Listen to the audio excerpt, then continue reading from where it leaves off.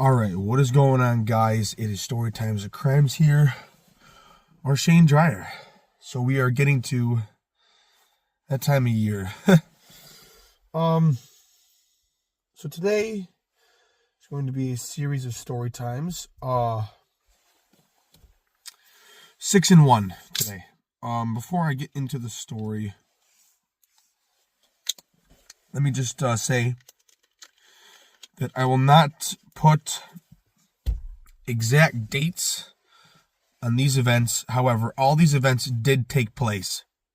However, because I am battling someone who is trying to steal my mother's estate, in the form of, what is the word? Needing compensation. I will say that there is no concrete evidence behind a single one of these stories. You have no idea who was involved, where they happened necessarily, or who to interview to even get an idea of what happened. So it's all hearsay. Just like every single story on my channel. The only thing, truthfully, that could be used against me was that one time with that arson charge, which it was reckless endangerment of property because I was not trying to burn down my aunt's barn. It was an accident. And clearly it was, seeing as how it's been 4 years and I have not committed arson thus or before that event. So, or not thus, but since or before that, that was one event and it was an accident. And this is a news article, but there's no concrete evidence. What I also do want to say is I am not mentally ill. If you were trying to claim that I am mentally ill, then you're trying to claim to yourself that you're mentally ill, because we are all mentally ill. We are all equal. I don't have to answer to anyone. This case I aforementioned does not involve me. I was not a thief. You know, there's no evidence. I mean, but whatever. We're gonna skip that. And we're going to get right into the stories. And I will post this because it does not matter. Okay, so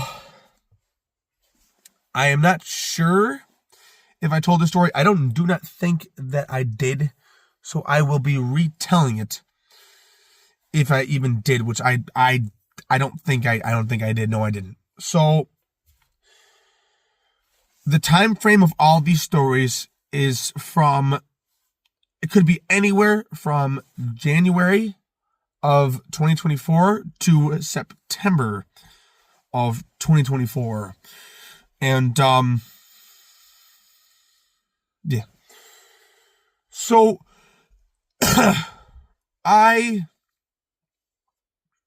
this one might have a little bit more of a date on it. When I was living with my father still, I did not do bad things, but I did not do great things, either. Probably about a 30-minute ride from his house was, I don't know if any of you have really binge watched my videos or know my story, but when I was in rehab for a drug addiction, which I was just, trying to prove myself worthy to a judge, because I'm not a bad person. Never been jailed. Could have came close to it, but those are misdemeanors. I am a changed man since. I did take mushrooms in rehab, and all of these shrooms, in fact, all except for 2 of my shroom chips out of about 20 in my life. No, actually 4 shroom chips out of 20 in my life. So a good majority of the shrooms I got were from this same exact place that I mentioned in my tripping on shrooms in rehab video. It's a Native American spot on the Native American reservation. It was about 30 minutes from my dad's house that sold immaculate mushrooms that made you trip balls. And I don't believe I made a story about that trip. So my father sent me out in his car to take care of business and gave me about $20 to eat. I spent 10 of it just to eat something so I wouldn't actually starve. And the other 10 I threw into his gas tank to drive 30 minutes there and back. I already had $40. You see where this is going. So I went out to this spot, let's just say, and it's hidden. Don't ever try to look for it.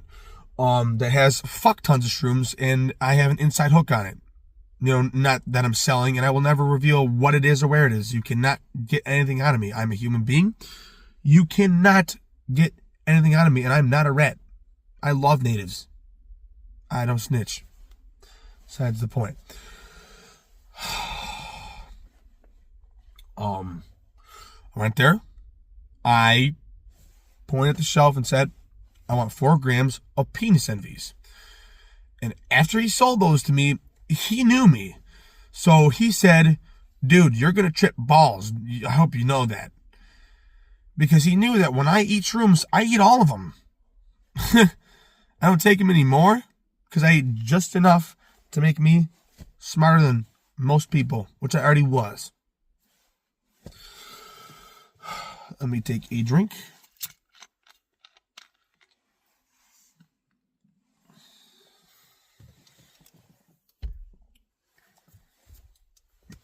Excuse me for a second here. Actually, here, let me take these gloves off. Pardon me.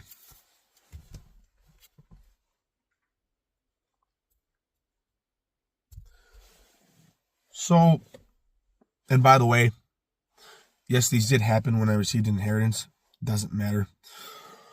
I can use it however I want, and there's no proof. Anyways,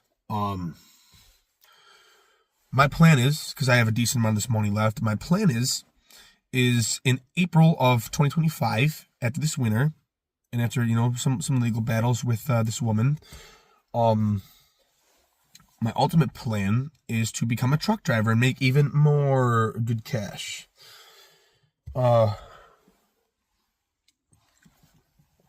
Anyways,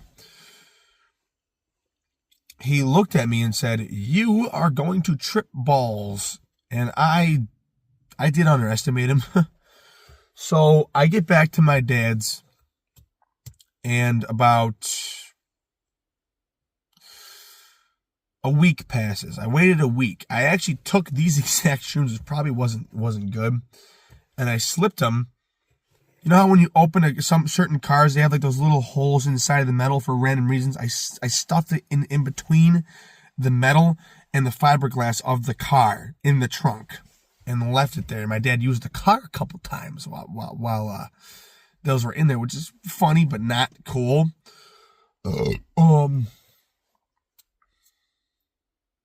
Actually, I might add a small little bit. It's not gonna be another story. Still 6 and 1. I might add a small little bit. But what's really crazy is this happened about a week after I met my girlfriend, who I'm still dating. I love this girl. She's a German Italian. She's super shy, just like me. She's really cute though, and really smart, just like me. I love you, Amanda. She's my favorite. But no, I actually met my girlfriend a day. She added me on Snapchat, and we met a day after I took shrooms the previous time, which I did tell a story about that when I took shrooms with my buddies and took my dad's car, which that's on the channel. It's actually in between my first record. And by the way, I have 2 records coming out very, very, very, very, very soon. In between my first records, in between the songs I was releasing before I completed the record, you'll find that video. It was the ultimate Storytime finale, but there's obviously more stories you can go through. Anyways, sorry I ramble a lot. This is gonna be a longer video. There's a lot of detail. So, finally, I just was actually, truthfully, because this was the second to last time I took shrooms. I haven't taken shrooms in a while, and I don't never want to take them again. They actually scared me straight. But I said, I need to stop avoiding this. I avoided it for a week. I could have taken them the day I got them. I wasn't feeling right. So I said on one night, tonight's the night. I'm eating these. So I waited for my father to go to bed because his recliner's right here, and I'm sleeping right here against the couch, and to the left is his bedroom door that he leaves open, so I can literally hear this dude fucking snore. That's how close he is to me. And as some of you who have taken mushrooms know, they make you feel very strange. This is going to be funny. And this was a profound trip. It was the second last trip for a reason. This one fucked me up pretty bad. I took him only one time after this, and we'll never take him again, like I just said. So after he goes to bed, I go into the bathroom. I wash the shrooms off because I grow them and shit. I wash them off, and I eat them. I'm shivering right now. Just the taste of them. It's just that the whole experience is fucked up. But the first thing that sucks is the anxiety of anticipating eating these because you know what's going to happen. The second thing is the flavor. I had to down 3 bottles of water with 4 grams of shrooms, which is like a shroom like that big and a shroom like that big. I remember what they looked like. Small shrooms, and they tasted so bad. I'm gagging right now.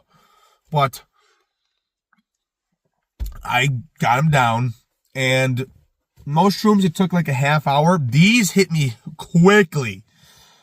About 5 minutes after eating them, after I ate them, I sat on the couch and I was freaking the fuck out because I knew I was sober then, but I knew like the weirdest part of shroom trip isn't even like the tripping, the peak, and the down and the aftermath. It's the part in between where you start to trip and you're trying to find out if you're tripping or not. And that's what was going on.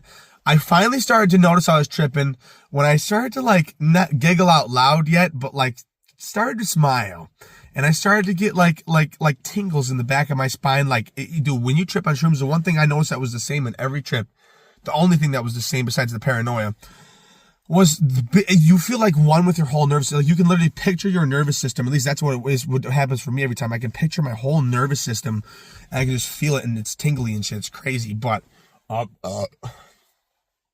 I started to trip pretty hard. I was seeing things. Things were warping, and that was just the beginning. It starts to get so bad at one point that I am no longer smiling. I'm freaking the fuck out. I put my headphones on. I take them off. I put them on. I repeat this for probably 10 minutes. I then put them on finally and plug them in and go on my phone, which my phone is starting to look different too. It's fucking crazy. I open up my phone and I play The Dark Side of the Moon by Pink Floyd. I get 40 seconds into the song. Do I think that all that talking ambience in the intro is them talking to me, even though in the back of my head I know that the Dark Side of the Moon came out in 1973, not 2024. 50 years prior. So I'm tripping the fuck out thinking these guys are talking to me. I shut the song off. I then start to trip so bad that I start... Okay. This was 3 days before the Steelers faced the Bills in the wild card round of the 2024 NFL playoffs last season, where the Bills did destroy the Steelers but lost to the Chiefs. Wide right in the divisional round. I kept saying Pittsburgh Steelers. I was mocking them. I thought in my head, and I was saying that out loud while my dad was sleeping. He woke up. I thought in my head, I was like, the Steelers never won any of those 6 Super Bowls, and the Bills are the best, which they are, but the Steelers still have won Super Bowls. So, at this... Oh, sorry. Hold on. Okay, that's why. At this point, I start tripping so hard that I start blacking, which never happened to me on shrooms ever, except for this one point. I start coming in and out of consciousness. I'm laying on the couch at one point, raked out, for a lack of raked out, fucking glitched out, staring at the ceiling, singing random things that make no fucking sense. This native wasn't joking when he said these particular shrooms were going to make me trip ballsack. I do remember one thing, my dad saying, "Shut up." He had to scream it because I was singing out loud for probably a half hour straight. Just singing, laying there singing. I will admit one thing about this trip. I puked almost every time on shrooms unless they were small doses. But this was the longest time I went without puking on shrooms. I did throw up, but it took about an hour this time as opposed to about a half hour to 20 minutes. But I finally threw up. And after I puked, I kind of puked to the point where it went into my nasal cavity and I kind of started choking on my own vomit. But I ended up getting it out while, imagine doing this while tripping. I mean, I'm a smart motherfucker. Some people would die in that situation. But not smart at the same time. It's so bad at one point. I open my eyes when I come back to like about so it's like, here's the initial trip, here's my peak, and then I hit like this blackout level all the way at the top, which was fucking like I could barely remember except for singing. I don't sing, and I started fucking singing. I was tripping so bad. Finally, I come back into consciousness, and I'm still tripping sack. I remember I looked up at the ceiling, and like in between the ceiling and my head, do I see you know those placards on the bathroom where there's the white stick figures, the man and the woman. There was men and women placard white stick figures, clear as day, circling around me in a cult, dancing around, laughing. It was fucking evil, but like cool. So finally, the trip comes down enough for me to be able to walk again. So I get up and I walk out onto the porch, and I was smoking cigarettes at the time, so I have myself a smoke. And as I'm smoking, I go back to my usual habits. I finally am able to listen to music again, but I'm still having like an afterglow kind of. And what I do notice is while the music is playing on the screen, do I hear it normally, but see it moving faster. And I stand up there for another hour waiting for the trip to finally come down. Obviously, there's like, an 8-hour afterglow after the 8-hour trip. But the trip was still coming down.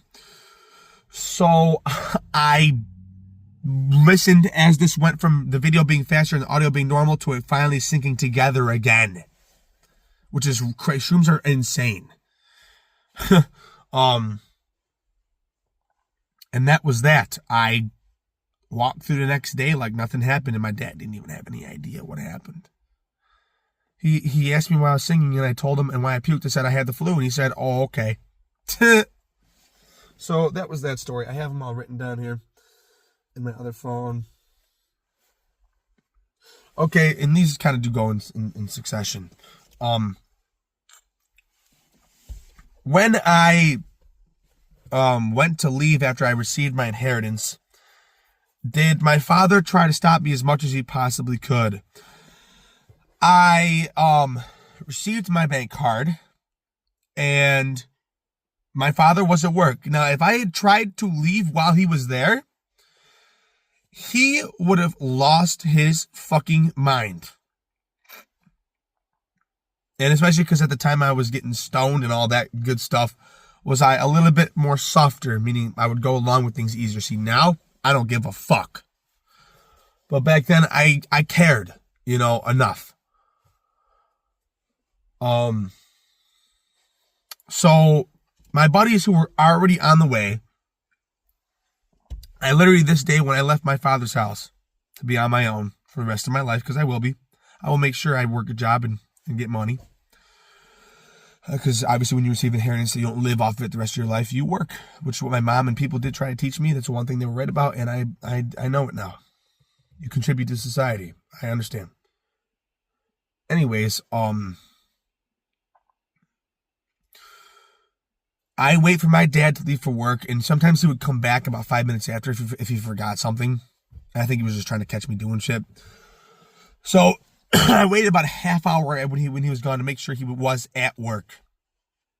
And I proceeded to pack all of my things. Went through the whole house. I packed everything into bags. Everything. All of it. Within like an hour. I had received the bank card 2 days prior to this, and like an hour after I received the bank card, did I call these exact buddies and said, "Come get me. We're gonna figure out my housing." So they were on their way out. What my father was doing, because I had been taking the car up until this point, because he did not want me taking it anymore without him knowing, is he was taking the keys with him to work. So my solution to this was to have my buddy who was coming, who had military experience, police experience, and EMT experience, because my wallet with my ID, which I absolutely needed, and identification cards, and the card itself, like my bank card, was in his car, which was locked. So what I had my buddy do, because my dad's car was an '09 and did not have an alarm system on it, was I had him do the classic blood pressure door open thing. All he did was slip a blood pressure cusp or whatever in between the door and inflate it until it popped the door open, and it worked. I grabbed my wallet and I got the fuck out of there with all my stuff without even telling my dad, which is funny. Anyways, after staying at this dude's place for a couple weeks, I did end up purchasing a vehicle to use. And that's where this plays in. So I was driving around with a bunch of crackheads. Yes, I was.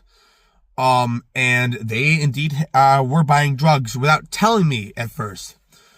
But because I had just lost an important person in my life and didn't have monetary value to my name, did I decide, fuck it. Now, the amount of times that I've come close to going to jail in my life is unbelievable.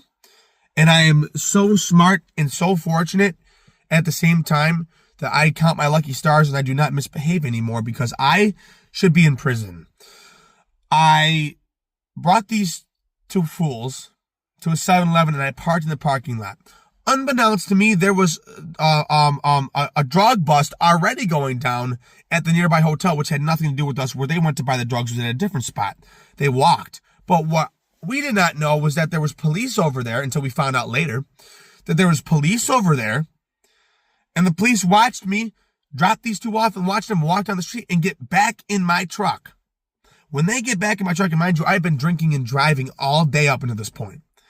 Did they, because I was drunk, offer me a hit of crack cocaine? And I took it. I took a blast of crack cocaine, which told me they had it on them, but I was so drunk I didn't care. And I was so drunk I didn't notice the cops. So I back out, and and right by where this was the entrance to the thruway. So I make a right, and I start getting on the exit.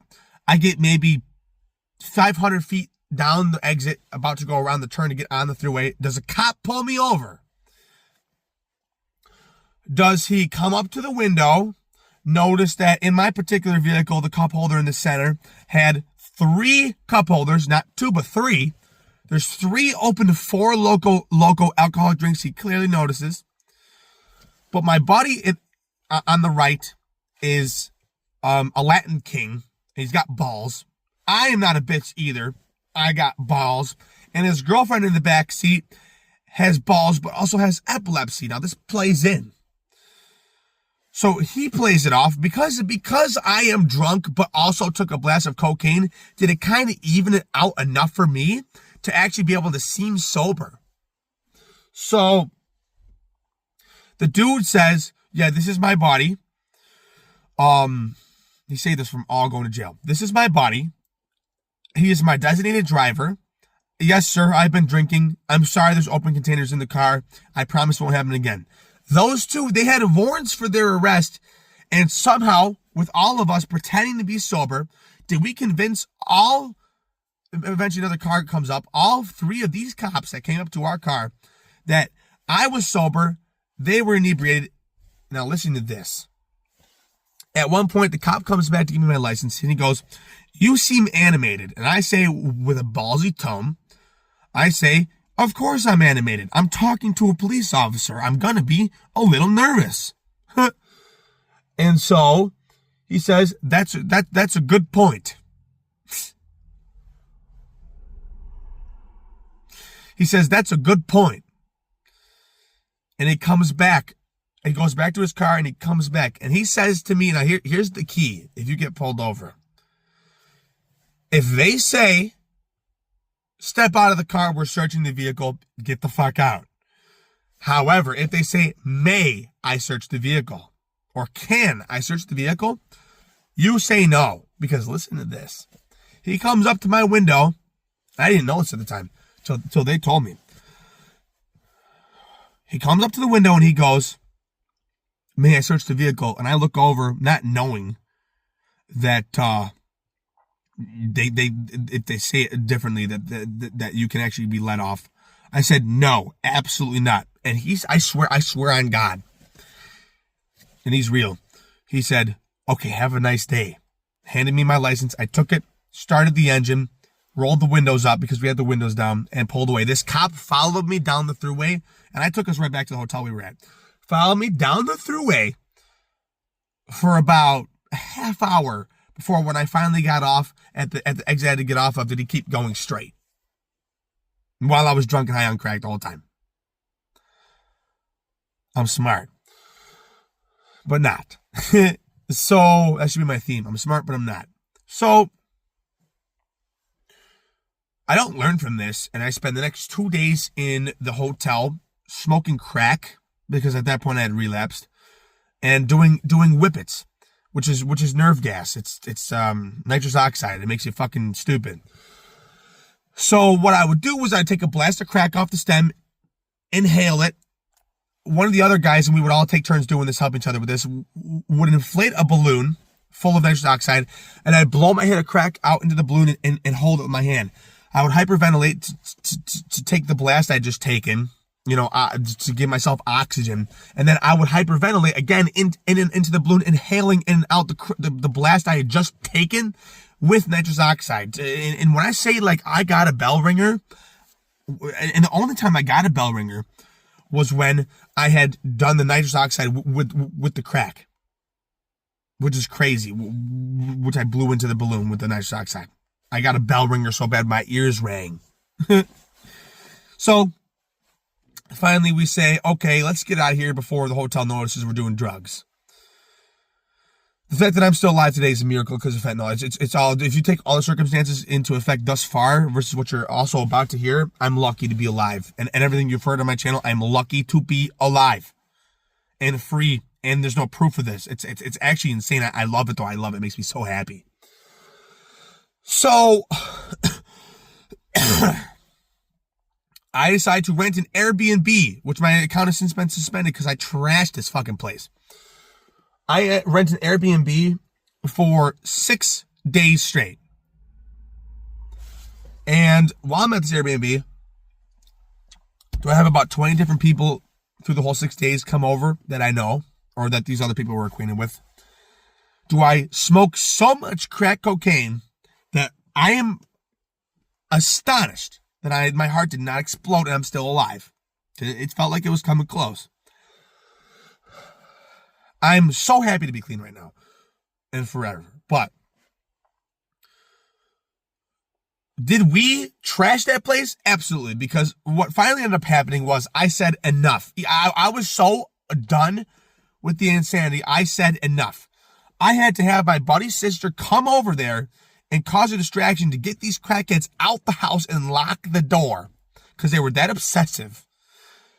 I spent the last 2 days in that Airbnb drinking to detox myself from crack cocaine. And by this point, because of their cooking and me cooking and eating, and because of how many drugs we were doing, we had torn that house apart. It was an Airbnb so bad that after this was all said and done, this little story here, and we're getting to the third story now. This is it. This is the third story. That they charged $2,000 to my credit card because of how much damage I did. And they banned my Airbnb account. Indefinitely. And I tell these stories because I'm a survivor and an outlaw. There ain't no fucking evidence behind this shit at all. So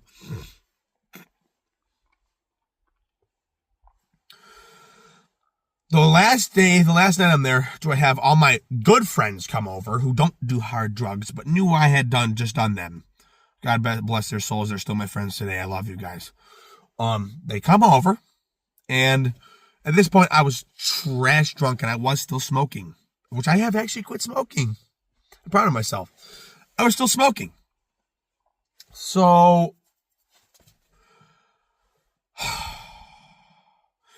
I was ashing in this beer can and putting my cigarette butts in it.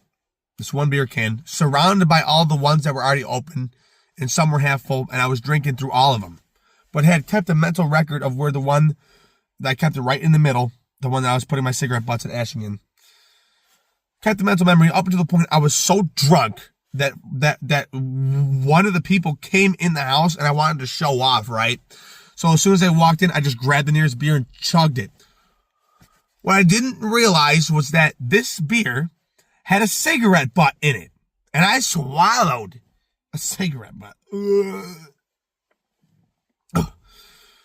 So I felt it go down my throat. While drunk, I still felt it. And I was like, I started panicking. I was like, I already knew what was going to happen. An overwhelming nicotine buzz rushed over me. Overwhelming. I got so fucking buzzed. I've never been buzzed that much before or since. And it was so bad of a buzz that I started to freak the fuck out. What the final straw in the coffin, even though I was already starting to get nauseous, was I pictured the cigarette butt just chilling in my esophagus. And that did it for me. And I puked. And earlier that day, I had eaten lasagna.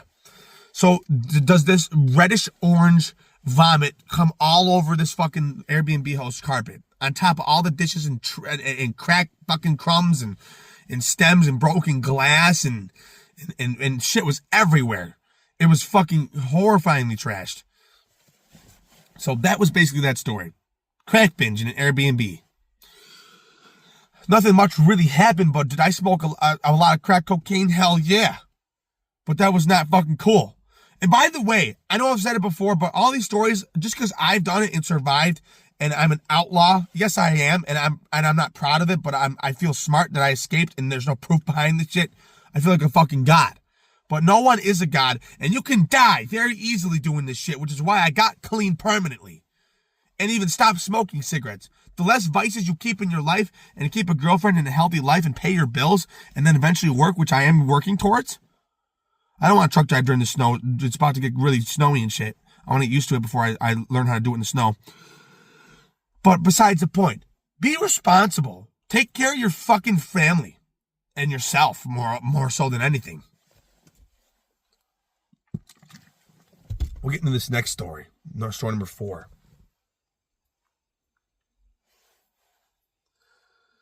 So this story, I did go to Chicago, Illinois, to see Metallica and Pantera play a show. I was in Chicago, Illinois for 8 days. What wasn't on camera on my YouTube channel, even though the concert was what happened after the show. Me and my buddy I went with decided to go to a strip club. And did I end up losing my virginity in a strip club? Yes, sir. Did I fuck a Cuban, a Colombian, and a German Italian stripper? All with fat asses and beautiful? And lose my virginity, Jesus, to hot strippers? 3 all in one. I fucked 3 women in one night to lose my virginity. And yes, I finally lost my virginity at age 22. Now I'm 23. Yes, I did. We went to this strip club I will actually not name because we should not have been doing anything we did in there, except for the drinking was legal. The Cuban stripper, after I fucked her, I fucked them all with the condom, by the way. You know, because I knew what was going to happen. I already prepared. But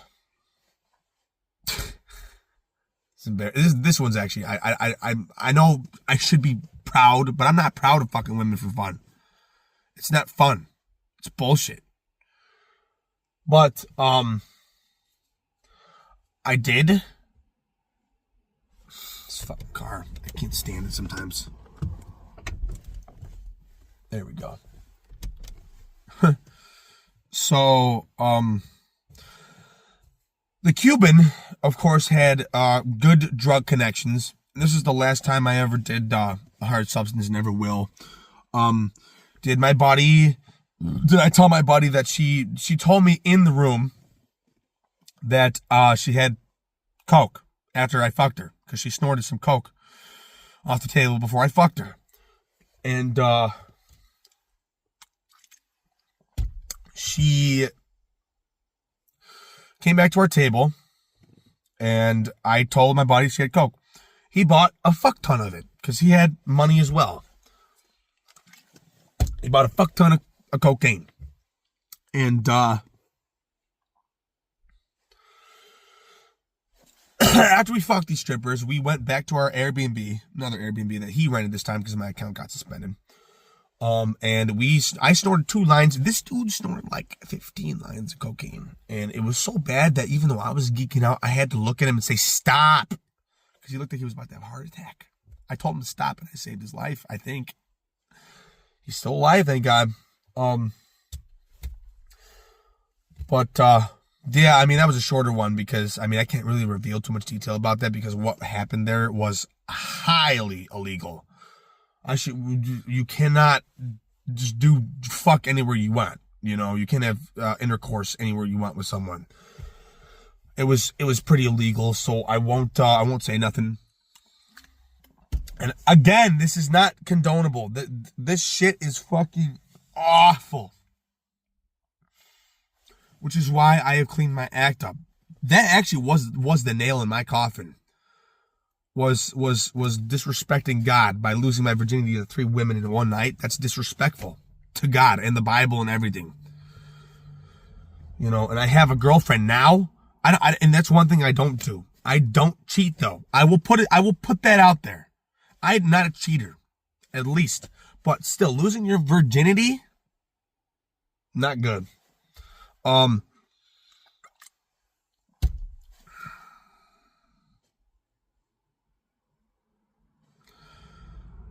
So these last 2 stories are actually going to be kind of funny. So me and my buddy the one day, not too long ago, were driving around in his car randomly. And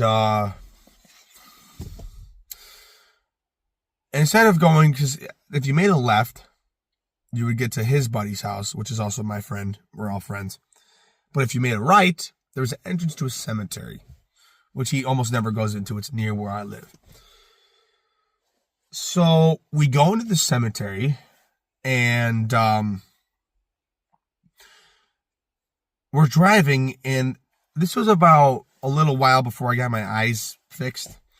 And I couldn't see. My buddy stops the car so fast, I thought he hit an animal. And he goes, no fucking way. And I go, what? And we had another friend. So I was in the front seat, and this kid was in the back seat. My buddy was driving. So he goes, no way. And I go, what? He says, that's a pot plant right there. And I look over at this one grave, and there is a plant, but I can't see. So I said, stay right here. I get out the car. I go up to the plant. And I look, it is indeed a pot plant. And it smells fucking damn good. And this is in late September, meaning like the person who grew this weed, the weed was based on how it looked. It was ready to be harvested, which means within a day or two, the person was going to come and get it. It was already cold and raining. The plant was yellow. It was about to die. So we say we're going to come back later that night, right? We get about maybe a minute down the road, about to exit the cemetery. And I tell my friend, I look at him, I go, stop the car. He goes, you want to go get it now? And I was like, yes. So he gets in the passenger seat where I was sitting. I get in behind the wheel of his car, and our one buddy stays in the back seat. Right near this grave was a piece of road and a part you could back into. So I back the car into it. There is one car over to the right.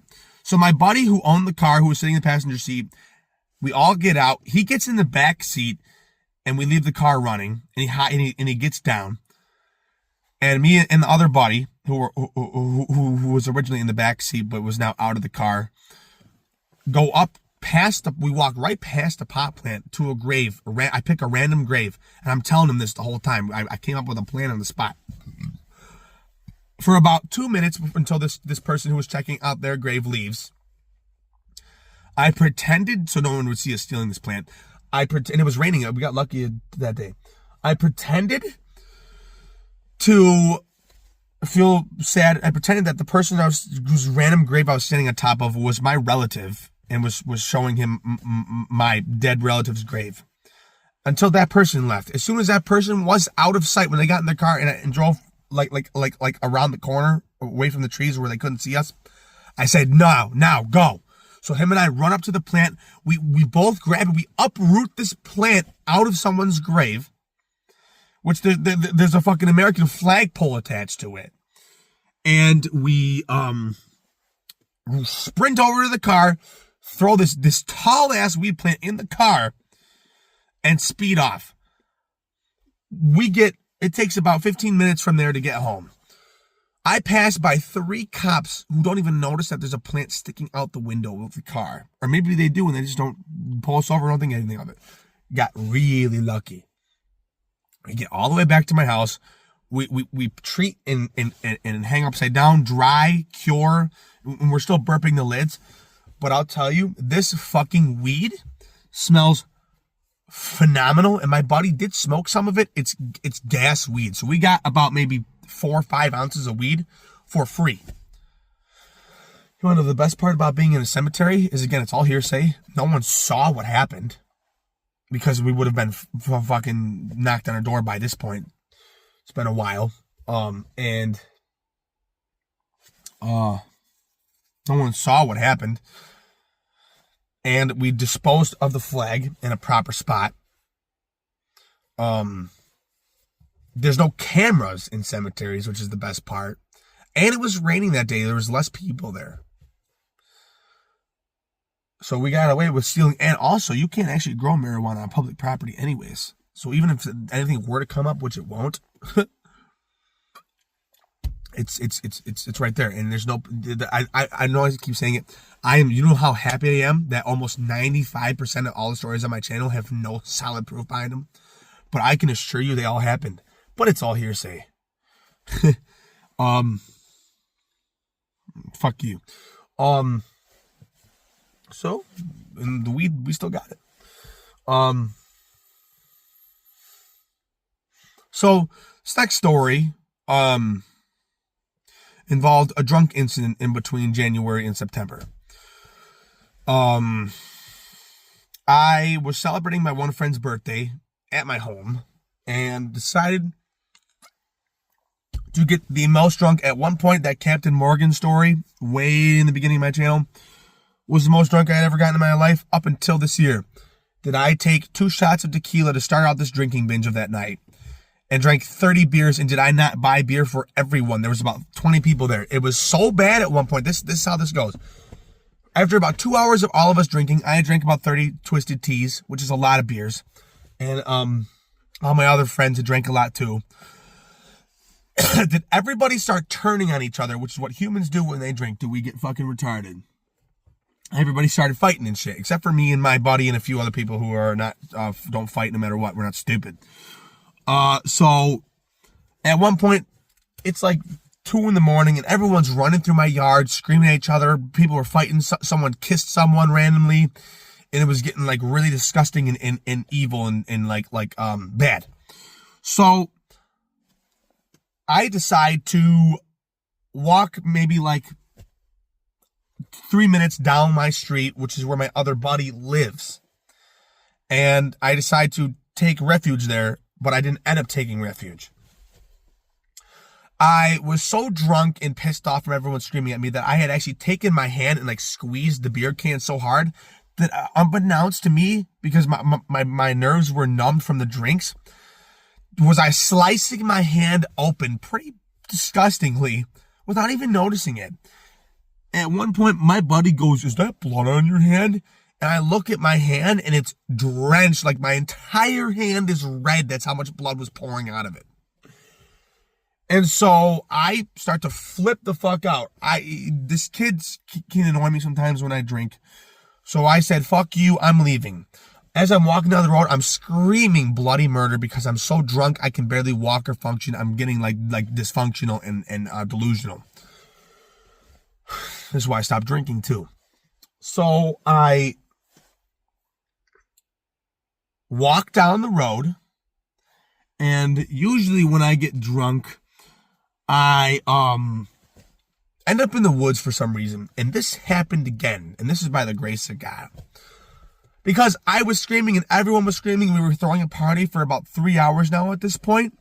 Did inevitably the police get called?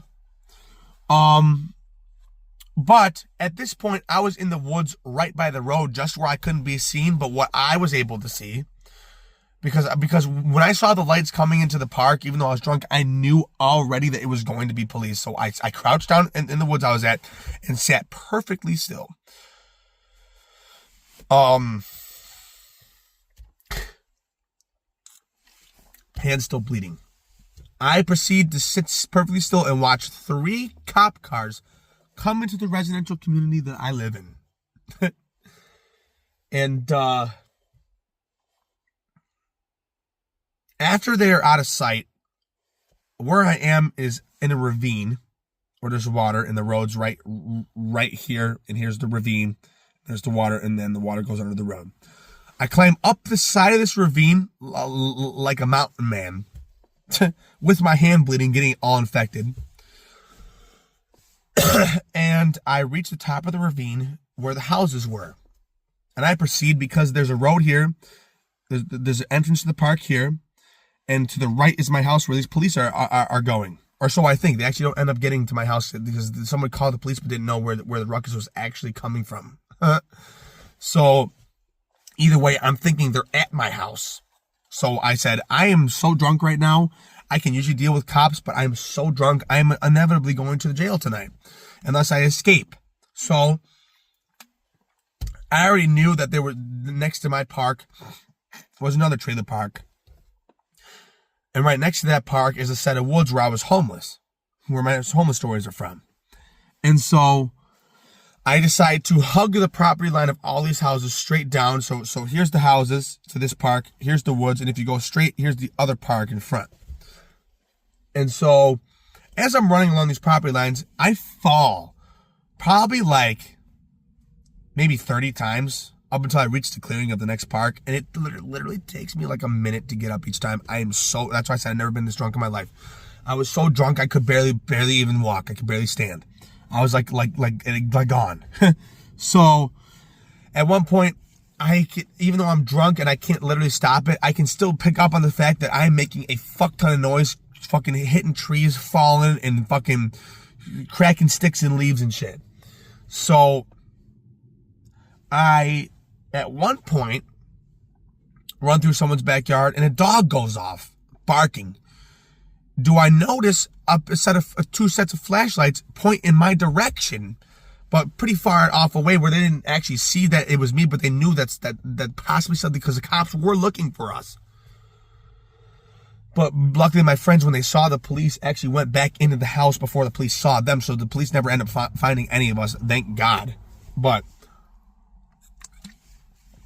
I end up running far enough away from these flashlights, and I just crouched down and I sat still. I swear to you, for 15 minutes, because I knew how drunk I was, and with the police getting called, I was going to jail that night if I got caught. Eventually, the searchlights got so close to me at one point that I could actually see these police. But even though they shined in my direction a few times, they didn't actually stop. They panned it too fast and didn't notice me. And I watched these cops turn around and walk away. So finally, when I see the flashlights enough away where I know that even if I moved, they wouldn't hear me, I moved and I tried so hard to keep quiet. I finally kept cutting down the side of these property lines, praying there was no more dogs out, and there weren't.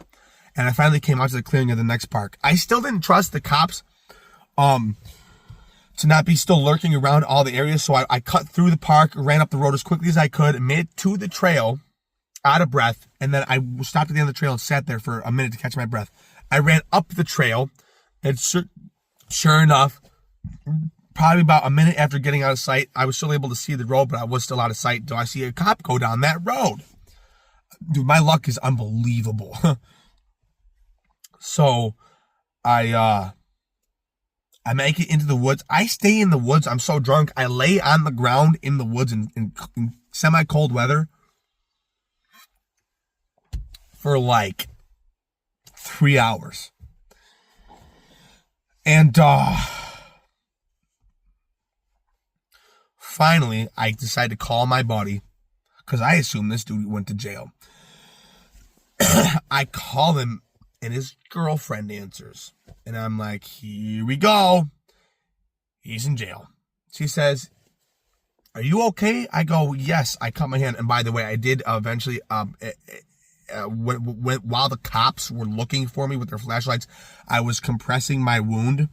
I was wearing a Josh Allen jersey, which is completely ruined at this point.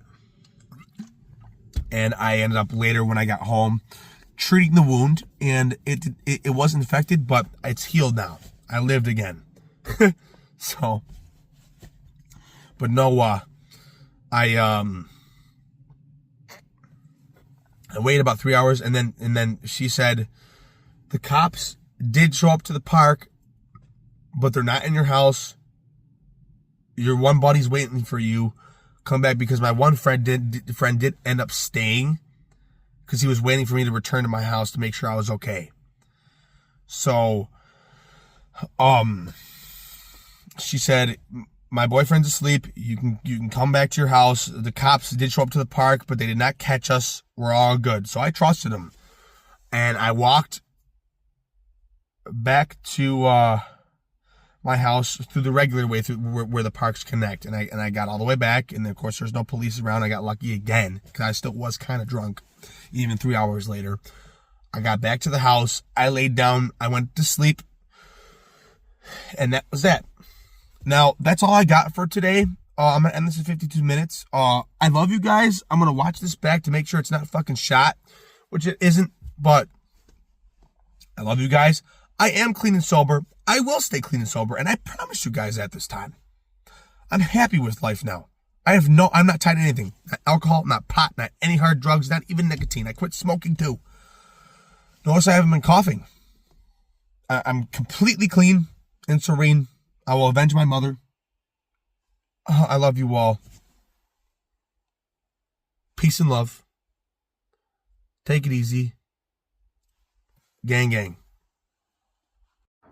All right, you guys. So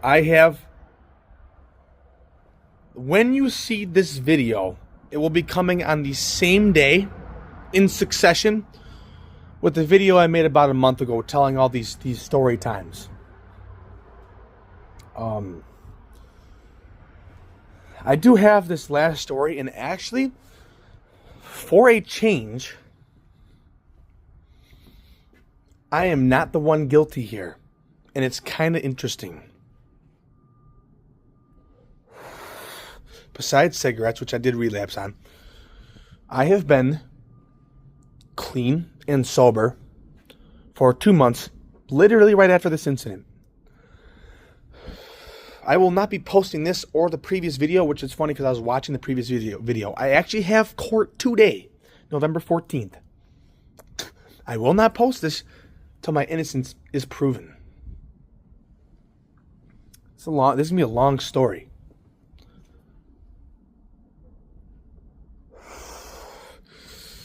So, the story starts off a day prior to the actual event. I got extremely, extremely drunk. So drunk, I was screaming, yelling, freaking out. I thought my girlfriend was leaving me, which it was just a delusional drunk paranoia. And my body said, take a dab, meaning like condensed THC, marijuana. And I took a dab. I loved it so much, the crossfaded cocktail.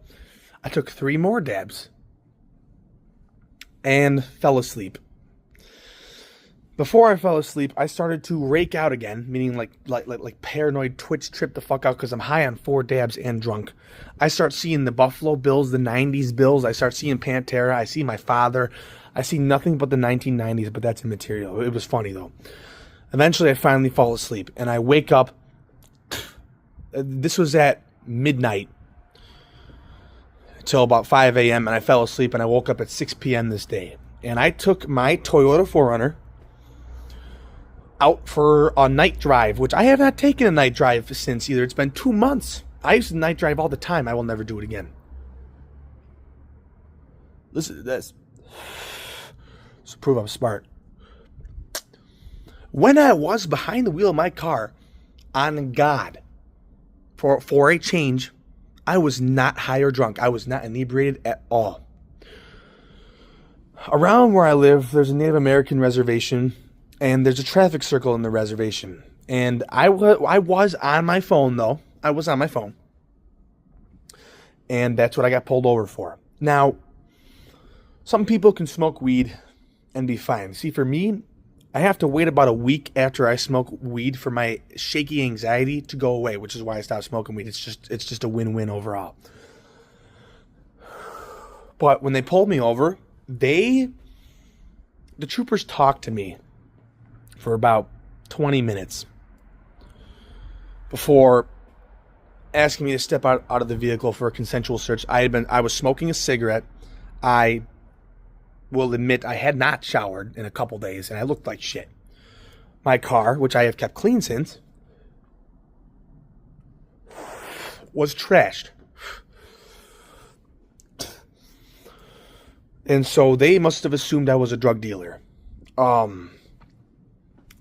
They searched my car. This plays in. There's a couple things that I did get lucky with. I did have a marijuana vaporizer, so like what's called a dab cart, in the car, but it looked like a nicotine vape. And I actually saw the final reports of my lawyer. The police also thought it was a nicotine vape. But what was there was a bowl with resin, and they do have to assume that is like, they had to assume I was under the influence. So they put me through a bunch of sobriety testing. Now, I'm not used to, let me flip the camera. I'm not used to, like, when you walk like this, right? Nobody walks like that normally, do they? I didn't think so. So because I'm anxious as hell, and these are state troopers, I am flipping the fuck out. And according to their eyes, I failed the sobriety test. And they placed me in handcuffs. And I, through this whole process, wait till you hear, because wait, just wait. It gets better. Because I'm not guilty. Wait.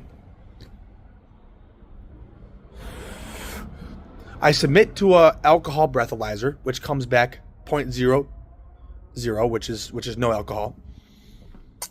They take my saliva sample, and they then throw me in the back of the car and take me to the trooper station, which is about a half hour away. I'm sitting in the back of this cop car. These cops are talking to me like I'm their friend. And I'm telling them, I'm like, I don't give a fuck about you guys. And I'm not like glazing or exaggerating. I was pissed because I wasn't actually high or drunk. It's freezing. It's November. It's fucking getting cold in Buffalo. But anyways, when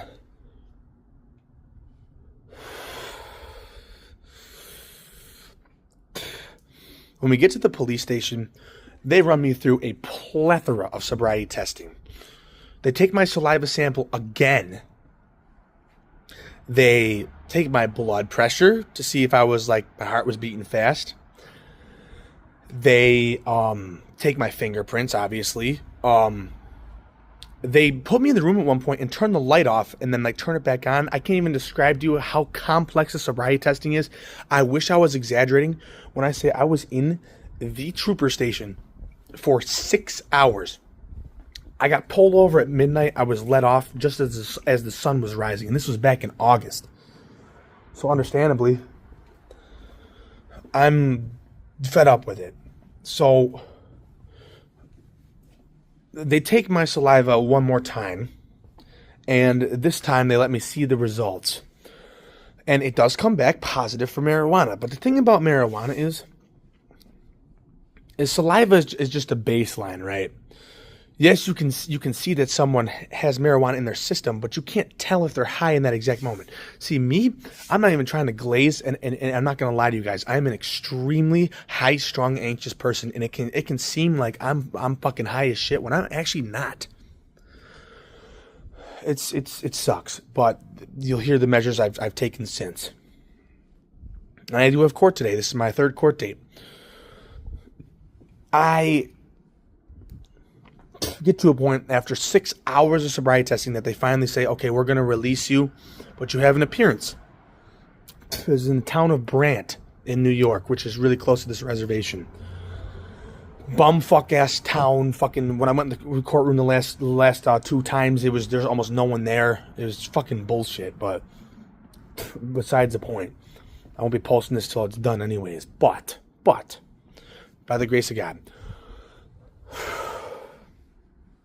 I call my buddies, and they come out there reluctantly, but they come out there. I explain the situation. I'm practically begging them, and they do. They come out there, and they pick me up, and they give me my license. They walk me out, and what they forget to do actually was they forgot to log something in the computer, and they had taken my phone number, right?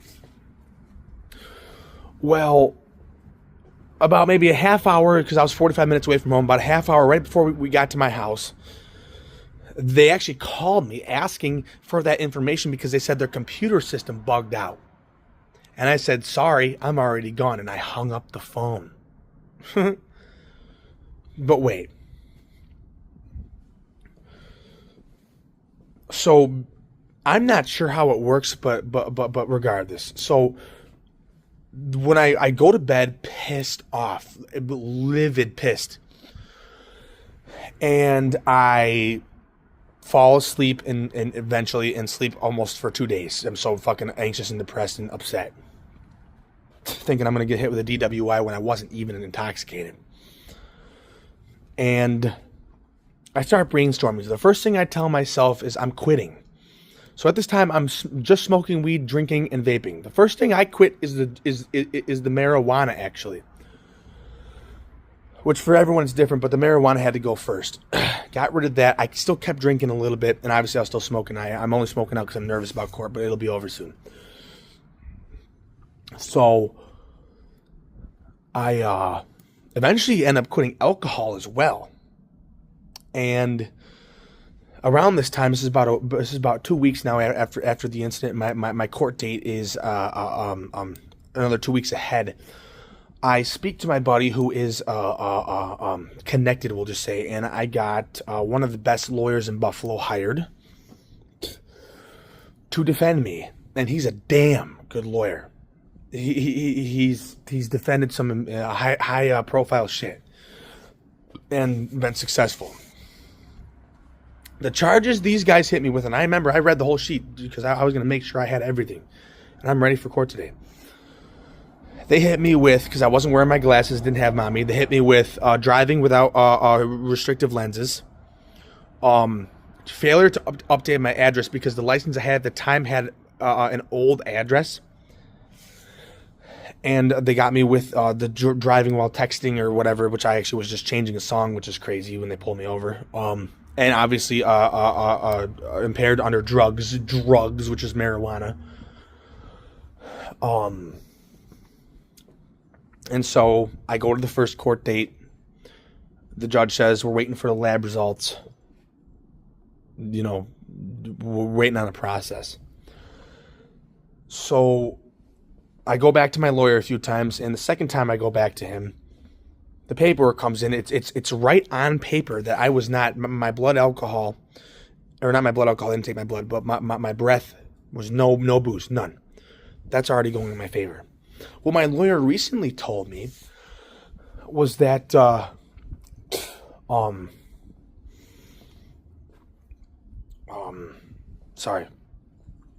was that because this process is taking so long, and he spoke to the district attorney, they actually had, because of that computer glitch and because of something to do, they didn't have like anything actually against me. He said that because the process is taking so long, that it's proving that I did nothing wrong. They have nothing against me. September 25th, I got LASIK eye surgery. I can see all the way out now. I can see now. It's actually a miracle. It's incredible. LASIK. Honestly, if you're blind and not scared to get surgery, LASIK eye surgery.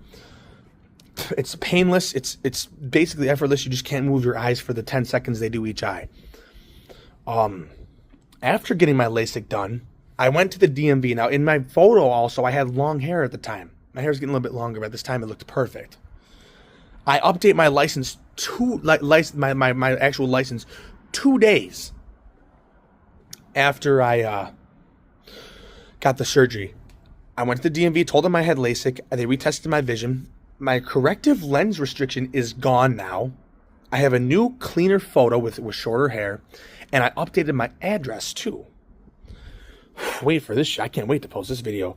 You want to know why? Because Linda Kite's always been stalking my channel. When I went to court the first time, I don't know how, because I told nobody except for my very, very close friends who don't know Linda at all. But somehow Linda Kite found out about it. She was calling because this is how much of a crook Linda still is. She knows that the only thing that's going to prevent her from going to jail is if I go to jail. She's calling the district attorney in desperation, telling them that I'm a threat to society and I should be jailed, trying to bring up all my past that there's no proof of, except for that one incident, right?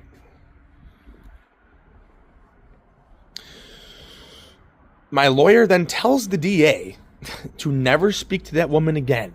That's how good this fucking lawyer is, and I paid money for him, but it's good. I've been keeping up on my toll bills. I've been keeping up on my insurance, all my bills, and I still will. After the Bills games I bought in the playoffs, if we make it to Super Bowl, if we don't, I won't go to many more season games after this. And then there's one more. There's a Pantera Metallica concert. I'm going to see the old bands. Jesus Christ, you bastard. I'm going to see the old bands before they retire. After April 25th, 2025, I will be hitting truck school, and I'm getting a tanker hazmat CDL, which pays $120,000 a year. Because I'm smart, and I've been clean too. And what's even more perfect, I can urinate in a cup now. I could piss in a cup, and it would come back completely clean. And I have court today. You don't gotta wish me luck, because I'm not a fucking fool. I'm not going to jail. My lawyer told me that. I'm not going to jail. I probably will have one more court date after this. I can't wait till it's done, because it lines up perfectly. I have a 10-hour guitar video coming out, which I'm not going to have time to be playing guitar like that when I'm working and paying bills and shit. I'm going to be tired, and I have a girlfriend, and I want to have a family at this point in my life. So I have a 10-hour guitar video coming out. I can post these 2 story times. Well, actually, the one before is technically 6, so all 7 of these story times. I'll be a free man, and I'm going to be on my best behavior, and I'm going to jail Linda. Hopefully I get some more money off of her for restitution for what she did to my mom. And it's over. It's done. You know what I mean? The shit will be done, because here's the thing about a court. Once the judge slams that hammer and he lets you go, unless they give me like an ACD, which they won't, because I'm completely innocent. They actually won't be able to do anything to me, which is crazy. Once that hammer comes down, it's a wrap. They can't persecute you anymore. Especially since all the things that I have done in the past that have evidence, I've either been given an ACD for and successfully completed the ACD, or there's not enough concrete evidence behind it to actually prosecute. So that's that. But I did everything right. Just wait. I can't wait. I can't wait to post this. I'm actually, the reason I'm not posting it is because of Linda Kite, because what Linda Kite probably will do is she'll download this video, and she'll try to go to my lawyer, or she'll try to go to someone and try to get me fucked over. And I'm not that stupid. I'm gonna wait until my final court date, until my innocence is proven, for me to be able to post these. You know, it's crazy. But this is one of the only stories I can tell where I was not actually guilty, but I still took the right steps. So, and what's even better, if I get pulled over in the future, even if I'm nervous, they got nothing. They can't do anything to me now. Nothing. I'm free as a bird for the rest of my life. Love you all. Peace. Okay, what is going on, guys? It is Story Times of Crimes here. Shane Dreyer. How you guys doing? Cool. So, this will be added to.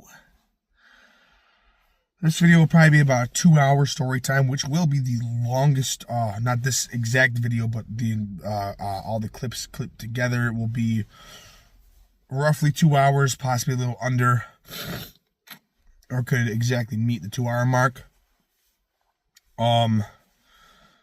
But this part of the video, I do apologize if I look distraught. I am extremely sick.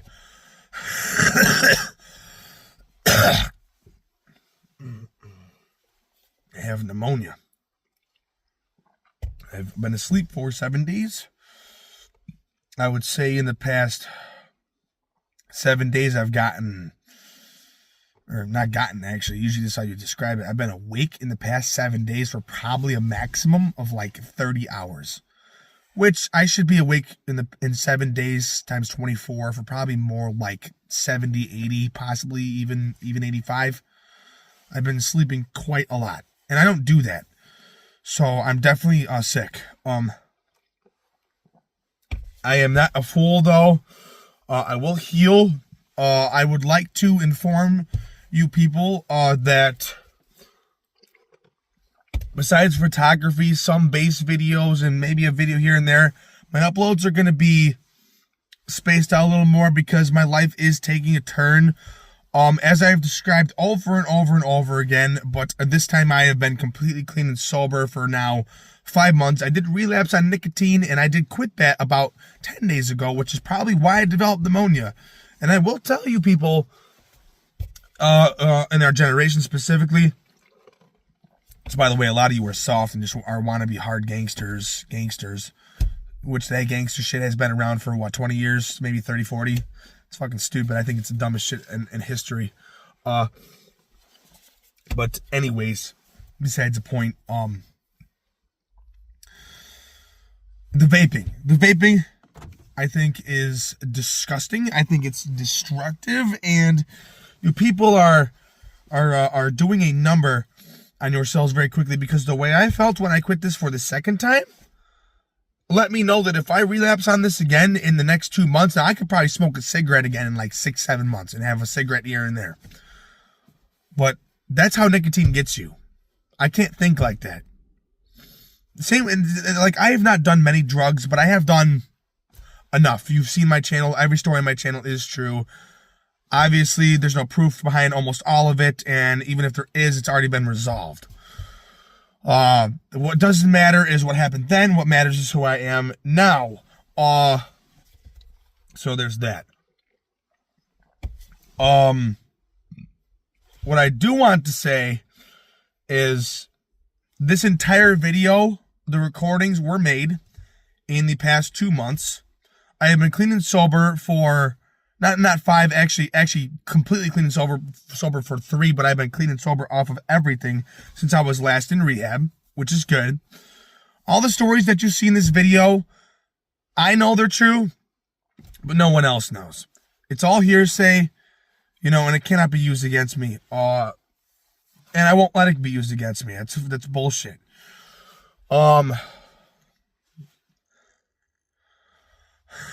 Excuse me. Enough of the rambling. But I would quit nicotine and never pick it up if I were you. This is going to be my entire, sorry, I hate the sun, accounting of my homeless stint.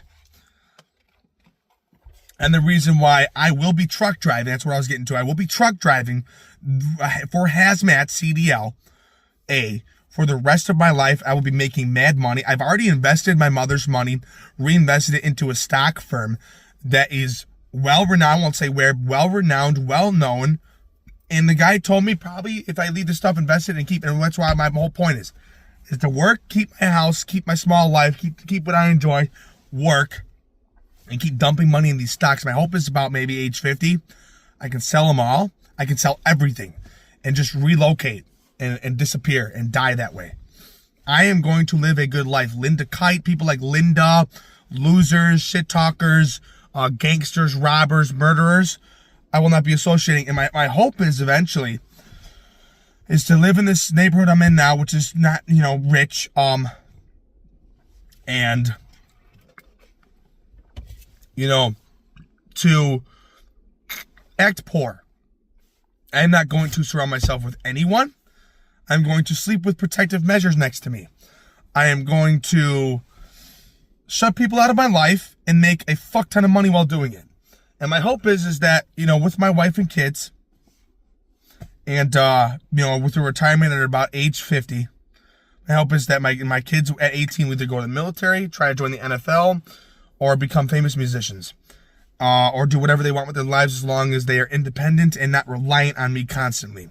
And my hope is no matter where they go in life, for me and my wife eventually to move out of state, to a nice retreat in the woods where no one except for my family knows where I am, and to have a ton of money, and I will make sure where I live is not plagued with disease, if that makes sense, because there's a lot of a disease that runs rampant in a lot of these city areas, and that's all I'll say. And that's not any racism, because white people act like that, black people act like that, Asian people act like that, Hispanics act like that, Native Americans can act like that. Everyone has people in their race that act like fucking gangsters, like these tough people that, like, if there were no laws, they would be destroyed very quickly. But that's delusional. We're getting into this homeless stint. So I am not a gangster, but I am also not a scaredy cat, if I'll put it that way. I have quite the pair of balls on me, and I use them. However, when I am drinking and smoking weed, or even doing anything worse than that, I am a horrible person. I'm not the greatest person while sober, but I'm smart enough to make it work.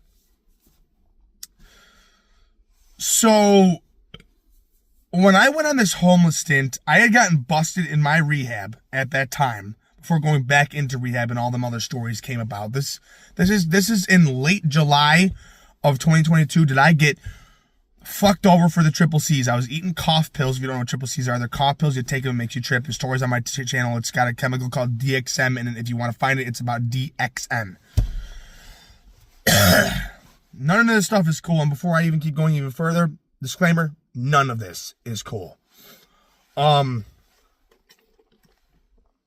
it's the truth, and if people are looking for a reason, because people love to have reasons for why things happen because they think it's their fault, and it's not.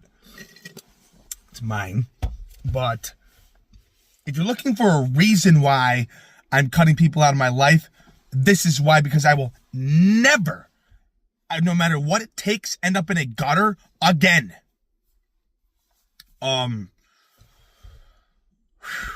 So they informed me that they were kicking me out. They said either you can start over, which at this point I had spent about half a year in this rehab.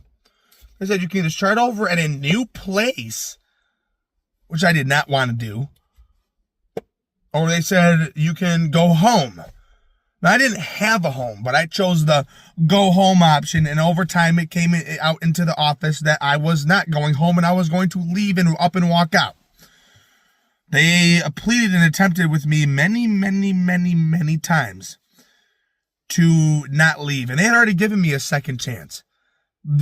Mind you, I had gone back to their original rehab because I'd relapsed previously. And it's, something funny about this is Linda tries to use this stuff against me.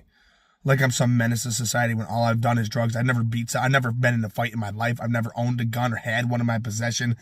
I never shot no one. I never killed nobody, and I never sexually assaulted anyone. Not that I would anyways. I'm not a pedophile. I'm not a rapist. And this woman, I'm fucking not the greatest, but this woman is trying to claim I'm psychotic and she's going to use this against me. But just know that my rap sheet is clear and they can look into it anyways. It's fucking stupid. But anyways, I had relapsed before and they'd given me a second chance. So they said, finally, after I was adamant that I leave, they said, all right, go. So I literally, at one point, just got up one day, packed all the stuff in. Wow, it just got bright on the screen. I packed all my stuff in the room into bags, and what I absolutely needed, meaning my speaker, my phone chargers, my 2 phones, which were pretty shitty at the time, and some clothing items, and a little bit of money, into a guitar case that didn't even have a guitar in it. And I up and walked out the front door and didn't even say anything. I just walked out in front of everyone while there was a group going, which is fucking sick. So I walk out, and literally, like, you had to walk up the path to the right and this way, but basically where this building was, right next to it, but there was a ditch with water, so I couldn't walk over it. But right next to it, I swear probably like 500 feet from the ass end of the building, was a Tops Friendly Market. So I did not walk even a minute out the door did I already go and steal. I walked into Tops Friendly Markets, and there's no proof in none of this. It's fucking funny. I walked into Tops Friendly Markets in my channel, about 90%, no proof. Anyways, I walked into Tops Friendly Markets, and I stole four Locos. So 4 cans of 4 Loco. And how I stole them was I went over to the beer aisle, picked up all 4 of them, went to cash out, walked up a random aisle where no one saw me, and there was no people. I looked, there was no cameras, and none of them screens that showed that they were recording. Opened up the zipper real quick, stuffed them in there as fast as I could, zipped it up, and I walked around the store for probably another 2 minutes pretending to shop, pretending to look at stuff. And Tops doesn't have them scanners that let them know an item's being stolen, like the actual metal detector or whatever the fuck, how the sensors you usually see in stores. Tops Friendly Markets, which is an East Coast chain grocery store, does not have that. And so I just walked out the front door, and I started walking, and I get down the road, make a right, heading towards where I knew. And before I had left this place, I knew, and this was summer, by the way, I didn't care about the winter that was coming in the next 2-3 months. I cared about the then and the then and there. And the then and there said there was a cabin in the woods where no one could bother me ever. And at that time, I didn't have a house. I didn't have bills. I didn't have debts. I literally, which is actually a trip, because no one in their life would ever have something like this ever, except for me. I had nothing binding me to nothing except for a court, which I did leave, and I still was let off over and over and over and over and over again.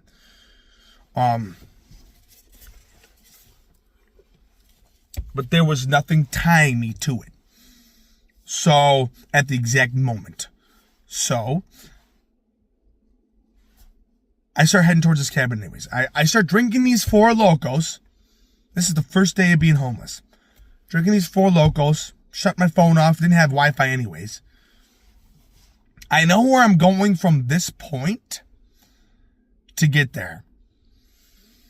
By the 3rd or 4th Loco, probably about maybe a 10-minute ride down the road, but like about almost an hour walk down the road, did I pass by my father's house on the way to this cabin in the woods. Which from that point would have been about a 10-hour walk, but this wound up being more like a 16-hour walk. And a probably 48-hour complete endure of extreme heat and disgustingness. And nails falling off the toes. And just it was fucking blisters. It was fucking bleeding out the back of my feet from new shoes. It was just fucking terrible. When I passed my father's house, I black out drunk. I, somewhere along that line, had finished the last 4 Loco and proceeded to make my drunkenness even worse. And now this all happens while I'm blacked out. So what I'm describing to you from here until I wake up in the hospital happened, but I do not recollect any of it at all. I was that blacked out. I had gone into a mom and pop shop, annihilated. And there is another video on my channel that talks about some of these events, but I'm going to describe everything, every single day in detail. I went to a mom and pop shop in downtown Buffalo, probably about 5 minutes around the corner from my dad's house. Fucking trashed. And obviously, since I'm drunk, I'm not hiding it and blacked out. I'm not hiding at this point. I'm just blatantly stealing alcohol. I walked into the store, blacked out. This is how you knew getting fucked up was the only thing on my mind, because my unconscious mind was trying to steal alcohol. That's disgusting. I lifted fucking, they didn't tell me what booze it was. I saw the report though. I lifted booze off the shelf in front of the family who owned the store and walked out. And they understandably called the police. When the cops arrived, I was nothing but combative. I had fought the police, apparently, like fist fought them. And for some reason, maybe they tased me. I'm not sure what they did, but the fact that they did not shoot me dead is a miracle. That I didn't get shot dead for that. When I came to, I was distraught. I was still fucking drunk. It was nighttime at this point. I had blacked out around sunset, oddly enough. And it was complete darkness at this point, because I could see out the hospital window. I was strapped to a bed, still trying to get out. But I finally had come to. And I realized, and so did I didn't realize, excuse me, I worded that wrong. They realized, the police that were surrounding me, there was about 5 cops around me. And they were laughing, which I didn't know about the report at that exact moment. But that's kind of funny that they laughed about it. But they were laughing at me, and I asked them what happened. They said, oh, you'll find out later. Which I didn't find out later, because no one ever charged me for any of that. Which is weird for sure. But there was still a report made about it. It's weird. I was never charged for it, though. So they realized I came to, because I was starting to talk different, and I started vomiting. And they finally, they wheeled me down into the hallway and unstrapped me and said, you have to lay here for another 3 hours till you're completely sober, and we'll release you from the hospital. They said the nurses will take care of you. You can ask for food every hour. And I did. I took advantage of that. I got lucky. Technically, I got lucky because I should have starved right on that first day. But I took advantage of it. Every moment I could get a sandwich, I did. And I stayed there and pretended to be drunk for about another 3 hours. So they knew I was faking it, but they couldn't release me yet. So I got like 6 free sandwiches. And during this time, I am literally finding out where I am. I find out that where I am on Google Maps, and I asked the nurse to connect me to the Wi-Fi. And here's something creepy. The lady who treated me for my alcoholism later, who was a nurse at that time, a year later in a completely different, a year later in a completely different rehab than the one I was in previously that had left, or that went to after this, the third rehab after the rehab after this, she wound up being a counselor's assistant. She wound up being like a group teacher. And she recognized me. Small world. Anyways, I asked the same lady, not knowing I'd see her again, which is creepy, for the Wi-Fi password. And while I'm on the Wi-Fi, I found out I am in ECMC. I'm in the hospital. And I'm thinking, yeah, I did fuck up pretty bad here. This has deterred me not from 10 hours, but now I'm at a 14-hour walk. To get where I'm going. At this point, I left the rehab. I wasn't going to go back crying and begging they wouldn't take me back. And I would have had to walk the whole way anyways. And no one was going to, where else was I going to go? So,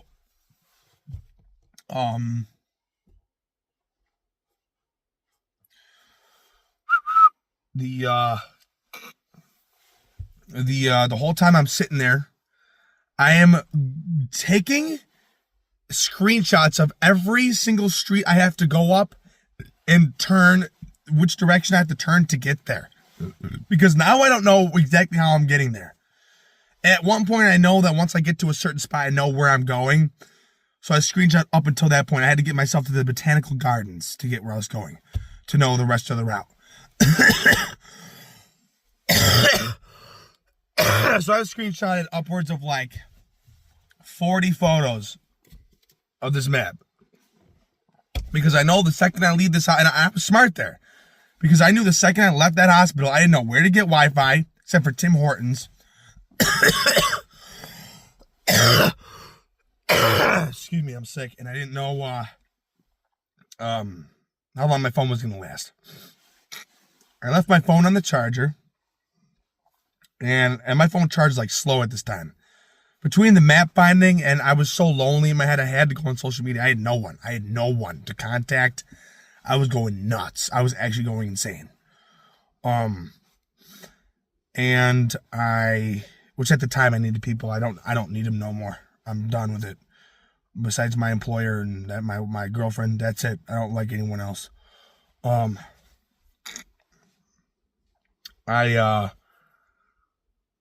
went when they released me down to the bottom floor, and they were actually gonna get me a cab to where I was going. But I ended up waiting another 4 hours. So by this point, the sun is rising from 10 p.m. to about 2 a.m. was my detox. From 2 to 4 was my release and me waiting for this cab, and then from like 4 to 6 is when I finally said fuck it. At about 6 a.m., right when the sun was just clipping the horizon.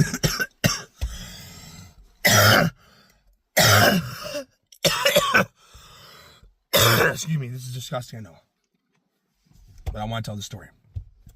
Right when the sun, I look like shit, but right when the sun was clipping the horizon, I'm really sick, I started walking again. And I said, fuck this cab, they ain't coming. I waited for 4 hours, and every time I went in there, the guy, he said it was coming, but he was looking at me funny, so I said, fuck it, I'm leaving. So I kept walking.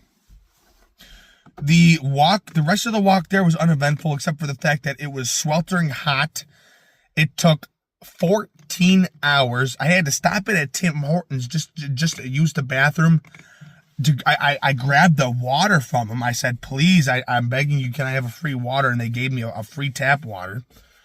And I connected to their Wi-Fi to ask my buddy if he was still going to be there when I got there. Because my buddy, where I was homeless, my buddy lived there. And he was going to give me some pot and booze when I got there. So, after Tim Hortons, I continued my trek. This time I'm by the Tesla factory in Buffalo.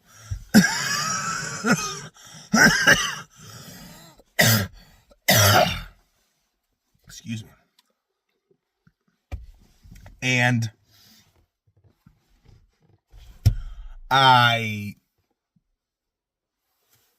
at this point, my phone charged in Tim Hortons. Maybe about 10 minutes down the road, it dies again. So I'm freaking the fuck out, and this is by God's will. I go behind the gas station I see right in front of me after my phone dies. I walk across the street. I go into the gas station, look around and see any outlets.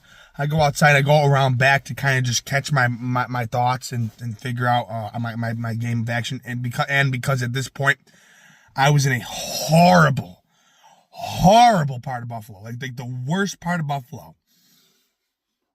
and I at the east side, and no, not the east side, it was another side, but it was a bad side of Buffalo, and I found an outlet on the outside of the building, and I sit down on this, but it was actually a perfect spot too, because there was no one around, no one could call the police on me, or nothing. I had no reason to not be there. It was a bad neighborhood. It was the perfect spot to charge my phone. So I shut my phone off, plugged it in, and just let it charge, and just fucking sat there. And I'm looking around on the ground, waiting for this thing to charge, and I'm bored as fuck. And I'm looking and seeing like pill casings. I see a shotgun shell that's been fired, and I see dirty heroin needles. And I'm thinking, here we go. Not like in the sense I'm going to do any of that stuff, but like this is darker than I ever anticipated. So I get my phone to about 30%, and I make it for another 6 hours from here to the Botanical Gardens. And at this point, I have just 6 more hours to walk. By this point, I am, the nails on my toes are falling off. Coming off completely, like bruised and coming off. I am so dehydrated, my lips are chapped from dehydration. I can barely talk because my there's no saliva in my mouth. My eyes feel like they're fucking like fucking getting sand in them and shit. It's like morning sand. It's disgusting.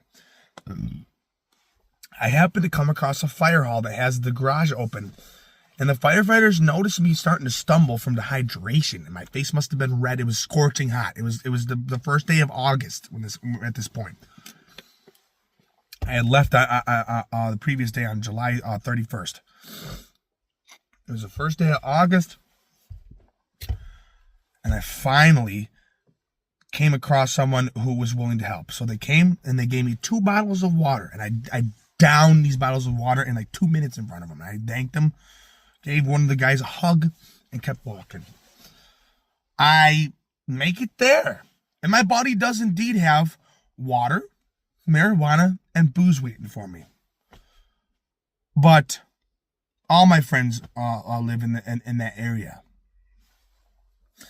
and so they all come around. They all get me high. But then comes nighttime, and everyone disappears. And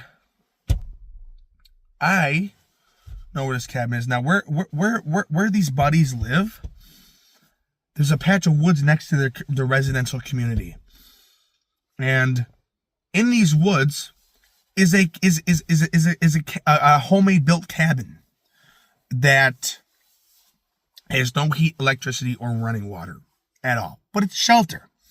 So I retreat there, and first night ain't that big of a deal. Second day, I go out on my own. I go out, and my first thought is not food, not water, but cough pills. So I go, and my buddies are texting me, but the only time I get internet, because the first day I got there, I connected to my buddy's Wi-Fi, and he gave me permission. He had a back deck on his house. He was giving me permission to come to his house because his mom and dad were cool with me, and he was obviously to sit on his back porch. Well, not his dad. His dad wasn't in his life, excuse me, but his parents, whatever, his mom was cool with me. And he let me sit on his back porch and use his Wi-Fi, and he'd give me water here and there. Not food, but he'd give me water. My other buddy would help me with food as much as he could. His family had almost nothing at that point. I had nothing to my name except for a fucking guitar case with clothes in it at this point. I had lost the speaker and my phones and my phone charger. That was it. I had my phones, that's it. And a pair of earbuds that barely worked. So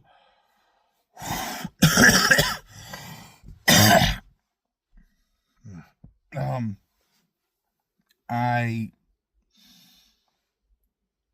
go down the road from where I live. It's a Tops Friendly Market. It's about an hour walk. So I walk 2 hours there and back. Steal cough pills. I eat them. I go into the woods again with my buddy and smoke a bowl while tripping on these cough pills. I'm tripping the fuck out. I'm thinking these are my last moments of my life. I'm thinking the next day or two I'm going to end up dying. Does not my body the next day. And at this point, my stomach is growling. I'm dehydrated. I'm pissing pure yellow. Does my buddy come with juice and bread? So I drink the juice, eat the bread, and he had like a couple cans of soup. I ate that too. I got lucky. 4th day out of 10. Out of 10 days I was homeless. 10 straight days.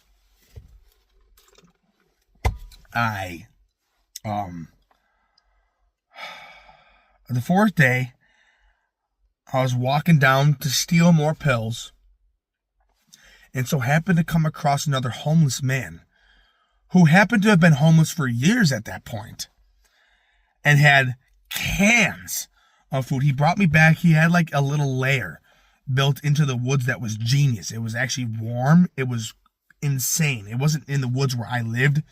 It was near the Tops Market that this guy lived. And even weirder, you'll see in that video, a little bit back. If you look where I went into the woods and found that campsite, that wasn't it. But that second person, that homeless guy, that was the same man. I went looking for him. He was still there, and he wouldn't take the money from me because he helped me. Here's the reason I'm still alive, because if I hadn't gotten the food that day, I would have died for sure. He gave me a ton of cans of soup.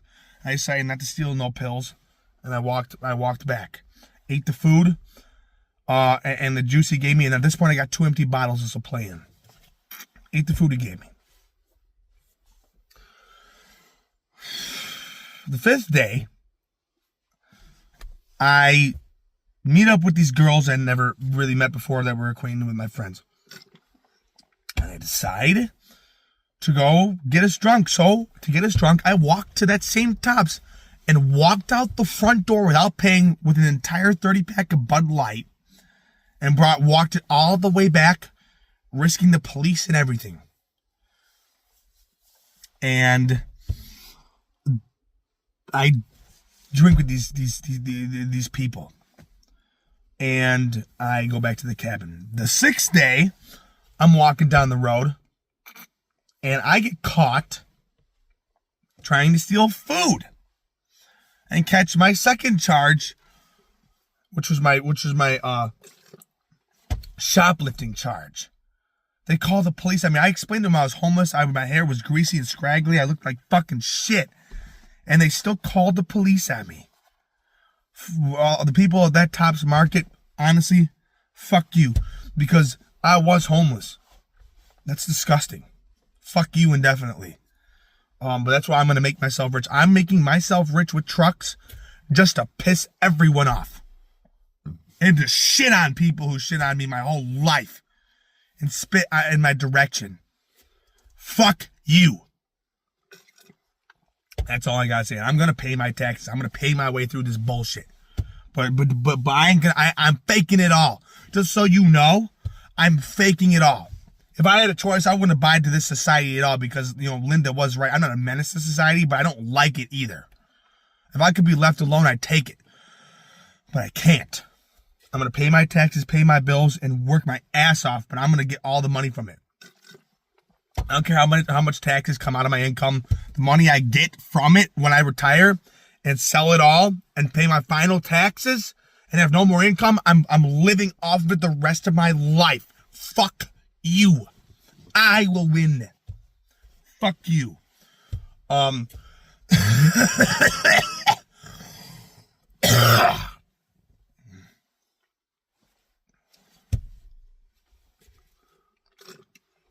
Third to last day. 2 things happen. Beginning of the day, 3 actually. Beginning of the day, I steal air duster, start huffing 2 cans actually. Not 1, but 2 cans air duster, start huffing it right in the parking lot. I black out in the Tops parking lot. I wake up and I'm actually, while blacked out, still heading back to this cabin in the woods. I'm almost there, about to make the turn to go into the community where the patch of woods is to get to the cabin. Do I come to fruition from the blackout? And here's the police holding this duster can in their hand saying, "You should never do this again." And then all the police left, and I was let go again. So I walk back, and I throw my stuff back into the cabin. My buddy gives me some food and another bottle of juice. Now I have 3 empty bottles. I drink, eat everything.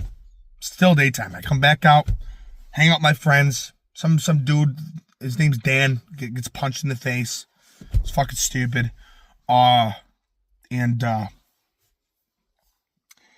Later that day, I get slapped in the face because I smoked too much weed from a gangster. I was trying to be cool. So while I was in a weakened state, didn't get fucked with. So I just let him slap me, and he was cool with it. So fuck it. I fucking hate people so much. And then the second to last day, I have to go get fingerprinted this time. So I had to walk 2 hours, almost 3, just there. It's a total of a 6-hour walk. And at this point, I have no nails on my toes except for my big toe and my pinky toe on both feet. I have 4 nails out of 10 left. It's fucking disgusting. Actually, no, 5 out of 10. I had one on my I don't know if you call it the index toe or whatever, the long one, right to the right of the big toe. I had one left on my right foot. It was coming off. So I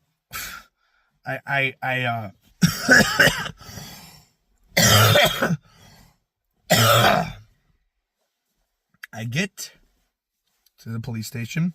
I get fingerprinted. On my way back, someone notices that I am quite visibly at this point disgustingly homeless. And they give me $10. What do I do with the $10? I go right to the buddy who was giving me food. And as kind of like a payback, I gave him $10 and he shorted me on some weed. So I got some weed out of it, but I gave him the $10. He gave me probably about $3-4 worth of weed, probably like a nug like this big, as a kind of a mutual agreement with a little bit more on his side for thanking him for helping me. At this point, I am dehydrated. I've been fed enough to survive and found my food and shit, but I'm starting to go nuts here.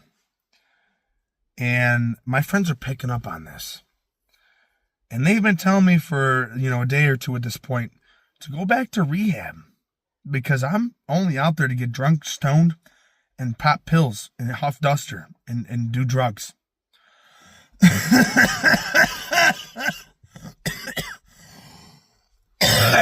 They also know, and I also know that winter ain't too far away. I have made some good moves, though. I had applied to FedEx, where I had, actually, when I got into my second rehab,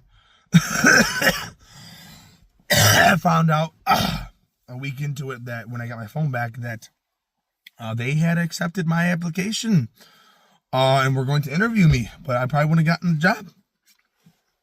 I had long hair that was greasy and tangled and nasty, and my clothes stunk. Everything stunk at this point.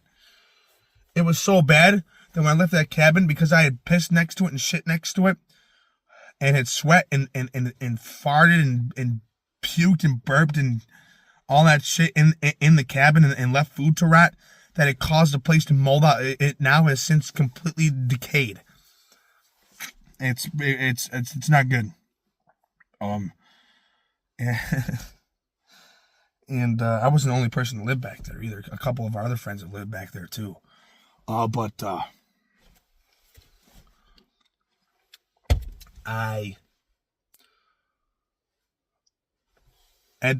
the second to last full day, technically the first to last, the last full day I was homeless, I went out at 4 a.m. and with these, now I had 5 empty jugs of juice and 1 of milk. These 5 empty jugs, I went around the park until I found someone who had a hose that wasn't like unusable, and prayed to God that they didn't hear the water running on the side of their house. And I filled these 5 jugs full of water, downed the one and refilled it. So I still had 5 left and hydrated myself to be smart. Smart. And I brought them back to the cabin and I used them for the last day. Now, I hate, and I don't hate anybody, really. I just dislike people and their presence because it's annoying. But I genuinely hate Linda J. Kite and her whole family with a passion. But that's besides the point. The hands are up, and they'll be up until she's in jail. I'm saying nothing about that, by the way, but it's going to be bad. It's going to be really bad for her. Like really, really, really bad. Anyways.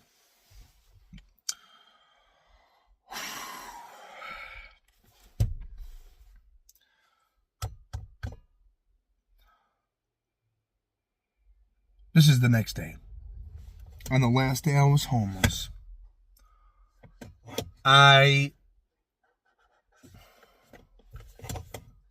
went into the woods with some rope I had found. Now, I've never cut myself. I think about suicide sometimes, but not like many other people do. And I was about to hang myself. But and my mind was, when I say my mind was gone at this point, it was completely and utterly gone. I had no thoughts. I had no emotions. I felt nothing. And I didn't like, some people do, I didn't like not feeling anything. And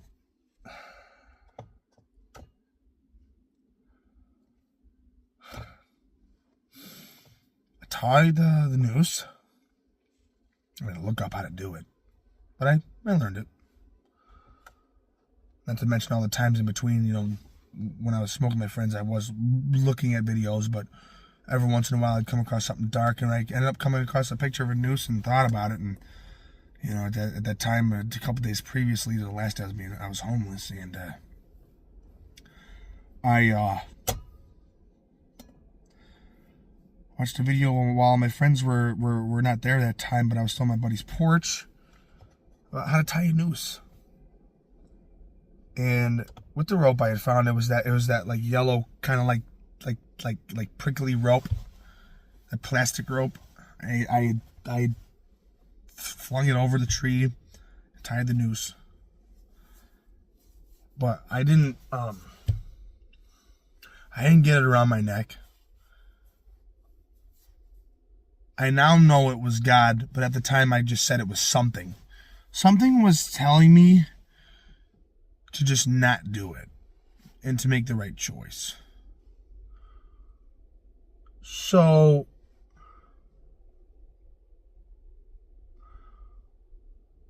I hold on to optimism and I keep living.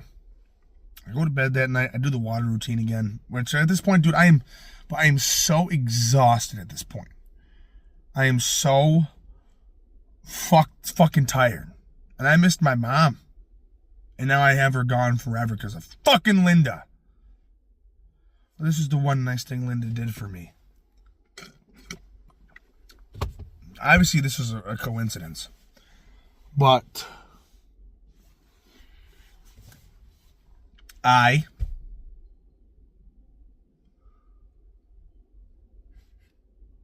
was walking down the street near where I was homeless, which on the street is a direct route to the Lowe's that is nearby. And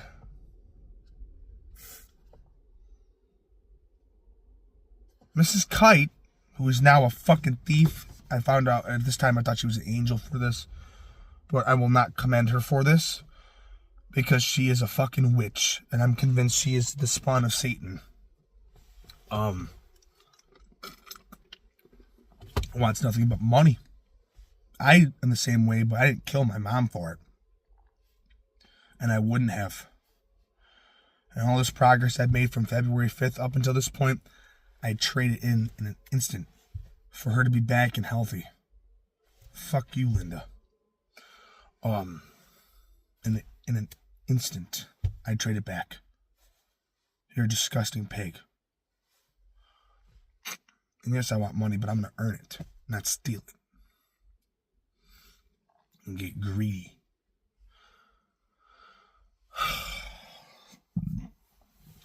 So, walking down the road, and I'm understandably paranoid. If I hadn't had my head turned, when you're walking on the side of a road, you're supposed to walk facing the traffic. Meaning like,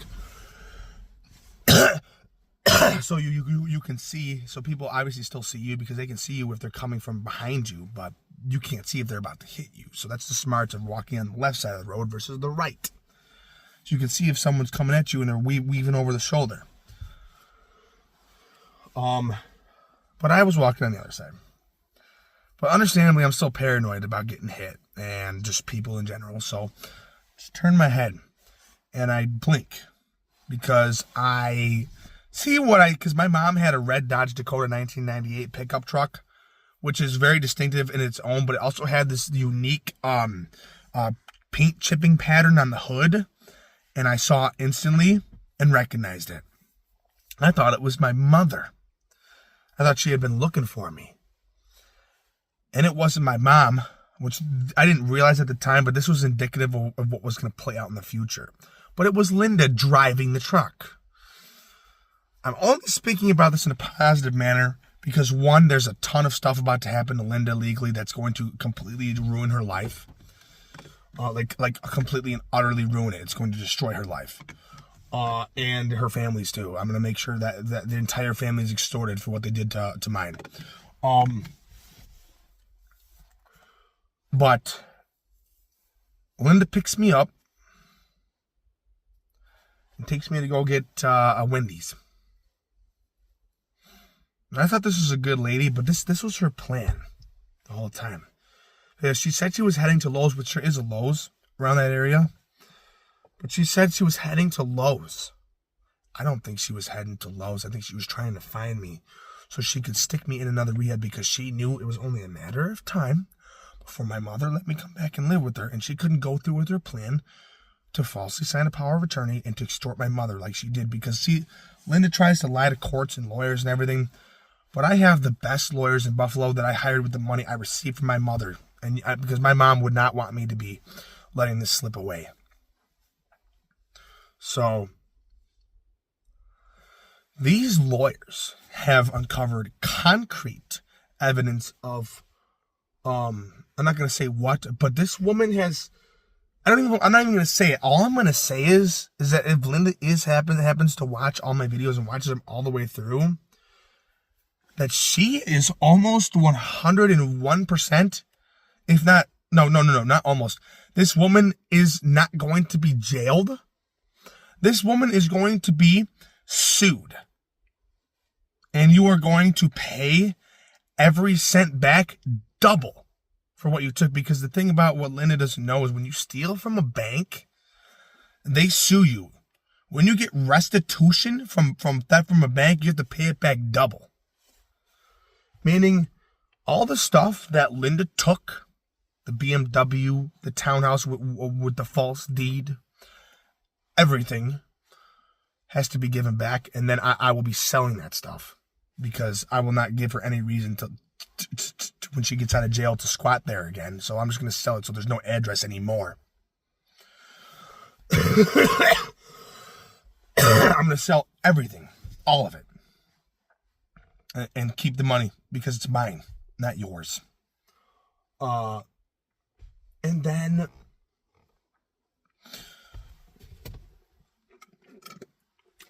when all the money is taken and given back that you stole, my hope is that you are homeless, that Jessica and Marcus Bushart are homeless, that Dale Kluczynski and your ex-husband are homeless, and you have nothing. Her car, that little Chevrolet or whatever it was, that dark blue car, will be repossessed for money. Your house will be repossessed for money, and I will be throwing it all into my bank account. Because this woman planned it from the start. She stuck me in rehab so I couldn't protect my mother. It was planned. So, that's dark. And that's why I'm doing this. I will not let my foot off the gas until this woman restitutes me. And my hope is because she has a degenerative foot disease, and I don't hope death on anyone except for her because my mom's dead because of you. Not because of me or Kurt. Because of you. This is the reason why Gail Marie Dreyer is dead.